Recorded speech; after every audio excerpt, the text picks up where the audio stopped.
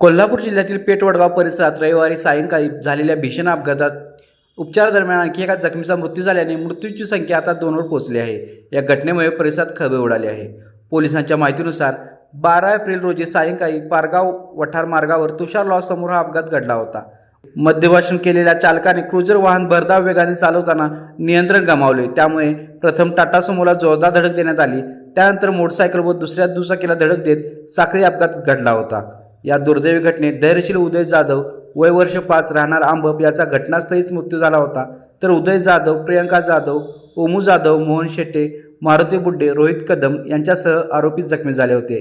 त्यांच्यावर उपचार सुरू असताना अविनाश जाधव राहणार आंबप याचाही मृत्यू झाला आहे।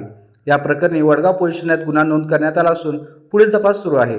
मद्यप्राशन करून वाहन चालवणे अत्यंत धोकादायक असून नागरिकांनी वाहतूक नियमांचे पालन करावे असे आवाहन पोलिसांनी केले आहे। लाईव्ह मराठीसाठी मिलिंद कुशिरे। आविष्कार इन्फ्रा तुम्हाला देत आहे विविध लोकेशन्सवर एनए प्लॉट्स आणि प्राइम फ्लॅट्सचे प्रोजेक्ट्स। नंदिनी जाधव नगर, शांत निवांत कोल्हापुरात घर म्हणजेच नंदिनी जाधव नगर। मल्हार रामगिरी, तुमच्या स्वप्नातील बंगल्याची पहिली पायरी। मल्हार रामगिरी हातकणंगले। पॅनोरामा हिल्स आंबा, सह्याद्रीच्या कुशीत निसर्गाच्या सानिध्यात तुमचं स्वतःचं farm house. Padmavira city Jaysingpur, एक आधुनिक लाईफस्टाईल देणारा 1 and 2 BHK होम्सचा प्रोजेक्ट।